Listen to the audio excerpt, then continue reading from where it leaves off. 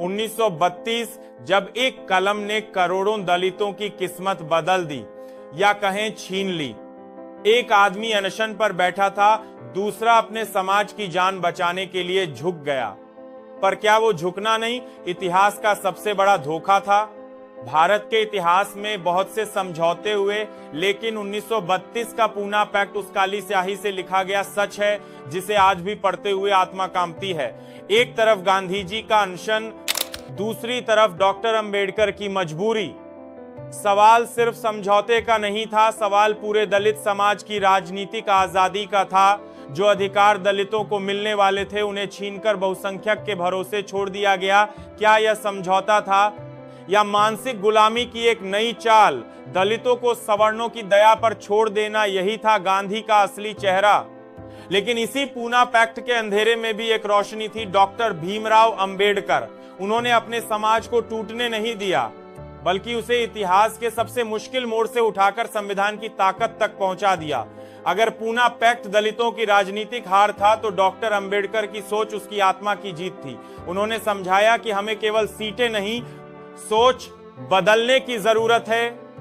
और यही सोच थी जिसने दलित समाज को उठना सिखाया, बोलना सिखाया और आजादी के असली मायने समझाए।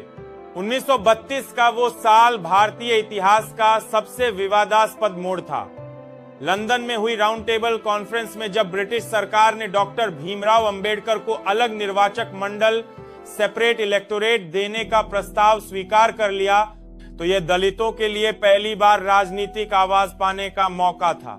लेकिन जैसे ही ये खबर गांधी तक पहुंची, उन्होंने पुणे की अरवड़ा जेल में बैठे एक ऐसा कदम उठाया जिसे आज कई इतिहासकार भावनात्मक ब्लैकमेल कहते हैं।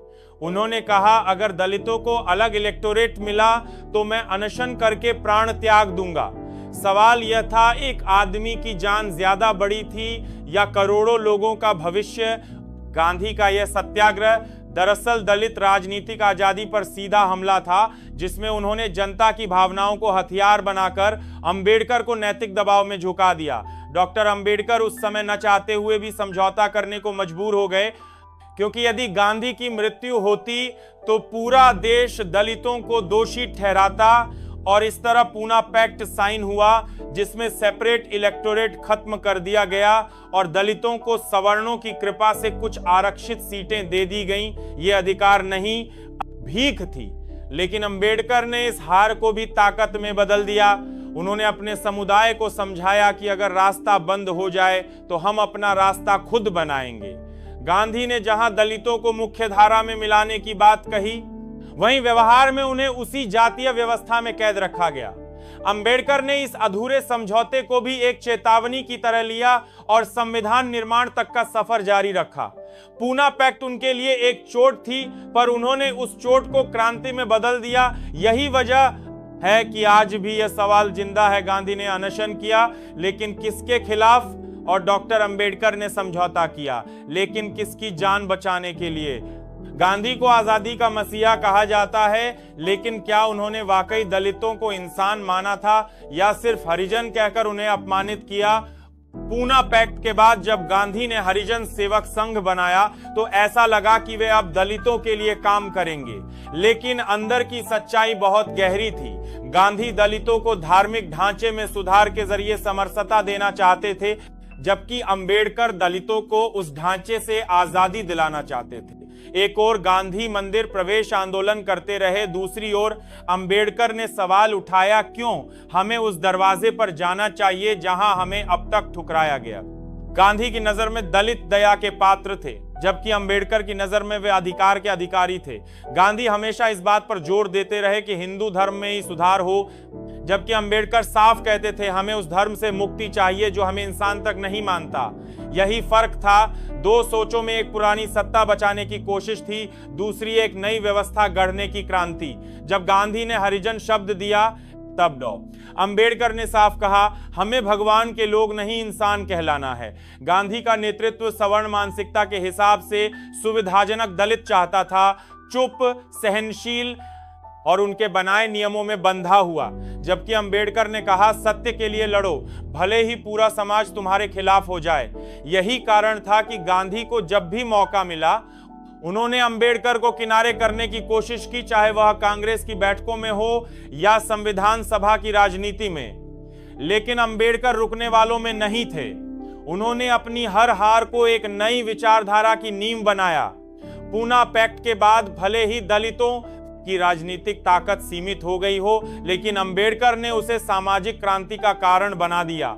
और यही वजह थी कि जब गांधी राष्ट्रपिता बने तब अंबेडकर संविधान पिता कहलाए, क्योंकि एक ने सत्ता बचाई, दूसरे ने समाज बदला। पूना पैक्ट को अक्सर एक समझौता कहा जाता है, लेकिन डॉक्टर अंबेडकर के लिए यह एक दर्दनाक राजनीतिक कैद थी।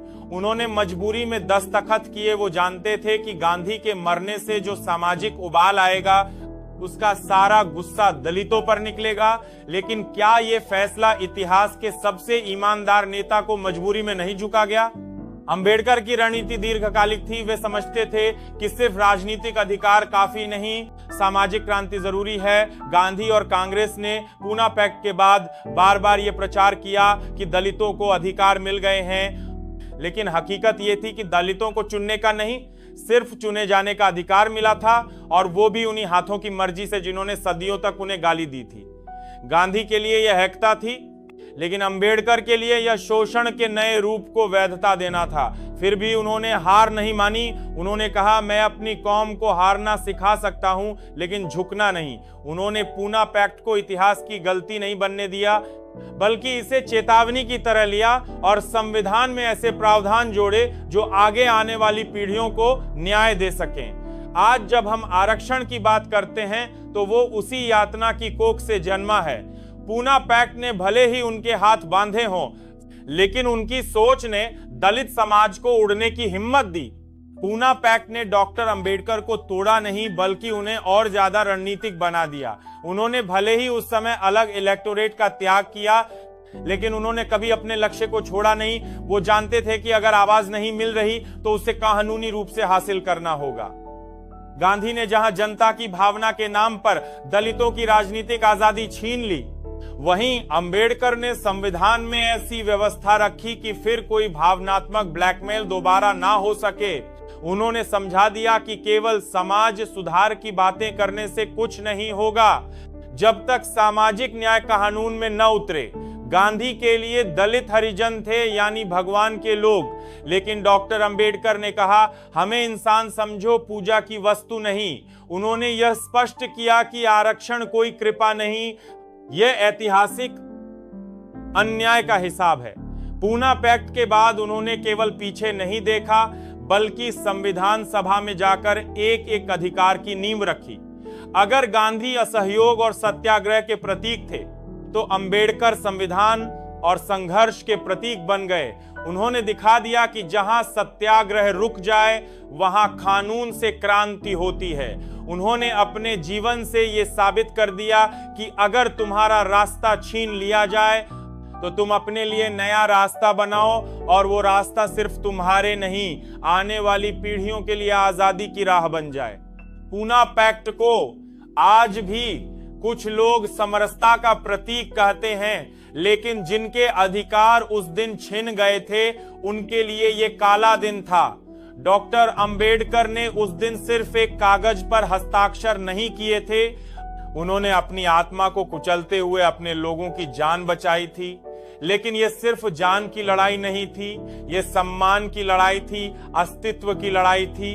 गांधी ने जिस चालाकी से अनशन को नैतिक हथियार बनाया, उसने पूरे देश को भावनात्मक रूप से जकड़ लिया और अंबेडकर को अकेला कर दिया। लेकिन वो अकेलापन इतिहास में सबसे बड़ा अकेलापन नहीं था, वो दलित समाज के हर उस व्यक्ति का अकेलापन था जिसे सदियों से मंदिरों से निकाला गया, स्कूलों से रोका गया, कुओं से दूर रखा गया और इंसान कहलाने से वंचित किया गया। डॉक्टर अंबेडकर ने इस अकेलेपन को आवाज दी। उन्होंने इस सामाजिक बहिष्कार को राजनीतिक आंदोलन में बदला। पूना पैक्ट के बाद उन्होंने कोई आंदोलन नहीं छोड़ा, ना शोषण के खिलाफ, ना ब्राह्मणवाद के खिलाफ। उन्होंने संविधान सभा में दलितों के लिए सिर्फ आरक्षण नहीं, सम्मान की बुनियाद रखी। जब गांधी ग्राम स्वराज की बातें करते रहे, तब अंबेडकर ने शहरों, फैक्ट्रियों, मजदूरों और शिक्षा की बात की, क्योंकि वे जानते थे कि दलितों को धर्म नहीं, विकास चाहिए। पूना पैक्ट ने भले ही एक अधिकार छीन लिया हो, लेकिन अंबेडकर ने आने वाली पीढ़ियों को सोचने, सवाल करने और बदलने की ताकत दे दी।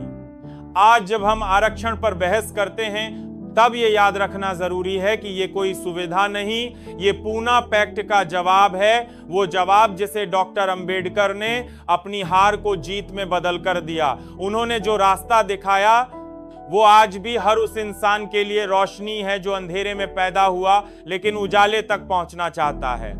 पूना पैक्ट को भले ही समझौता कहा गया हो, लेकिन इसकी असली तस्वीर यह है कि इसने दलितों को आत्मनिर्भरता से दूर करके उन्हें फिर से उसी जातिवादी ढांचे में बांध दिया जिसमें वे पहले से कैद थे।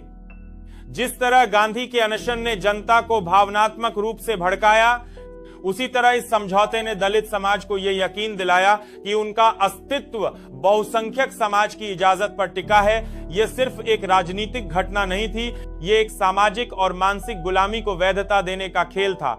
आरक्षित सीटें मिली, लेकिन चुने जाने का हक उन्हीं सवर्णों के हाथ में रहा जो सदियों से शोषक रहे थे। क्या इसे लोकतंत्र कहा जा सकता है? क्या यह वही आजादी थी जिसकी लड़ाई में अंबेडकर ने अपनी पूरी जिंदगी लगा दी? नहीं, यह समझौता अंबेडकर की हार नहीं थी, यह एक ऐसे युग की शुरुआत थी जहां उन्होंने साफ कह दिया कि अब अगर अधिकार नहीं मिले तो हम उन्हें बना लेंगे। डॉक्टर अंबेडकर ने इसके बाद कभी गांधी की नीतियों पर भरोसा नहीं किया और संविधान निर्माण के समय उन्होंने सुनिश्चित किया कि अब कोई अनशन आकर करोड़ों लोगों की किस्मत न लिख सके। उन्होंने कानून को हथियार बनाया, लेकिन क्या आज भी यह हथियार सबके हाथ में है? क्या आज भी वो दलित बच्चा जो गांव के स्कूल में बैठता है अपने अधिकार को आत्मसम्मान के साथ पा रहा है, या फिर वो आज भी पूना पैक्ट के हस्ताक्षर की कीमत चुका रहा है? आज भी यदि कोई दलित अफसर बनता है तो उस पर पहला आरोप यही लगता है, आरक्षण से आया है। ये सोच बताती है कि गांधी भले ही चले गए, लेकिन पूना पैक्ट की मानसिक गुलामी आज भी जिंदा है। यही सबसे बड़ा सच है कि एक आदमी की जान बचाने के लिए एक पूरी कौम को फिर से झुका दिया गया और उस झुकाव को समझौता कहकर महिमा मंडित कर दिया गया। अंबेडकर ने उस अपमान को इतिहास की किताब में नहीं, संविधान की धाराओं में जवाब दिया। उन्होंने दिखा दिया कि जो हार भी लड़ता है वो ही असली विजेता होता है। और आज जब हम पीछे देखते हैं तो गांधी का अनशन ऐतिहासिक जरूर था, लेकिन अंबेडकर की चुप्पी में वो चीख थी जो आज भी हर दलित की आत्मा में गूंजती है। हम झुकेंगे नहीं, अब नहीं।